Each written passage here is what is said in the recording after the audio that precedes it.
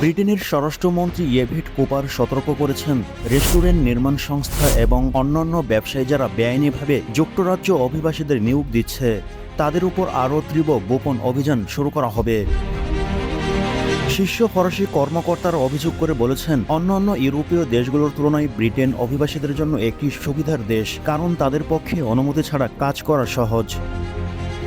এরই পরিপ্রেক্ষিতে David Cooper বলেন, আমরা মনে করি যে অবৈধভাবে কাজ করার বিরুদ্ধে আরও শক্তিশালী পদক্ষেপ এবং প্রয়োগ দরকার। এই অভিযান যেসব নিয়োগদাতাদের বিরুদ্ধে যারা কর্মীদের শোষণ করে বিপুল মুনাফা করেছে।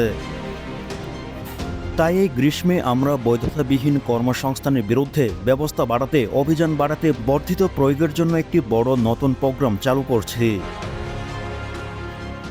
এদিকে বিবিসি রেডিওতে দেওয়া বক্তব্যে তিনি আরও বলেছেন, এর ফলে জরিমানা বেড়েছে, নিয়োগকর্তাদের বিরুদ্ধে আরও জোরালো ব্যবস্থা নেওয়া হচ্ছে।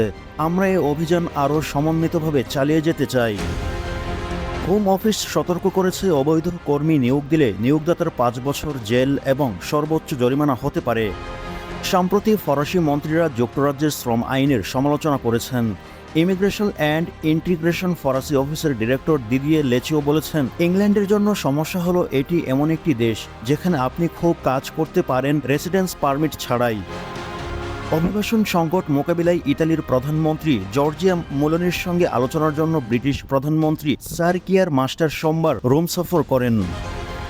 এ প্রসঙ্গে লন্ডনের church and solicitors principal solicitor barrister Mohammad Iqbal Hossain গণমাধ্যমকে বলেন, নতুন করে বিভিন্ন ভিসায় মানুষ না এনে ব্রিটেনে যাদের কাজের বা বসবাসের বৈধ কাগজপত্র নেই তাদের যদি শর্ত সাপেক্ষে বৈধতা দেওয়া হতো তাহলে ব্রিটেনের অর্থনীতি লাভবান হতো এবং তাদের অর্জিত অর্থ থেকে ব্রিটেন বাড়তি রাজস্ব পেত। এক সরকারের আমলে নতুন নতুন সিদ্ধান্ত ও সমন্বয়হীন ইমিগ্রেশন সিস্টেমের কারণে ব্রিটেন রাষ্ট্র হিসেবে যেমন ক্ষতিগ্রস্ত হচ্ছে, তেমনি বিপদে পড়ছেন অভিবাসীরা।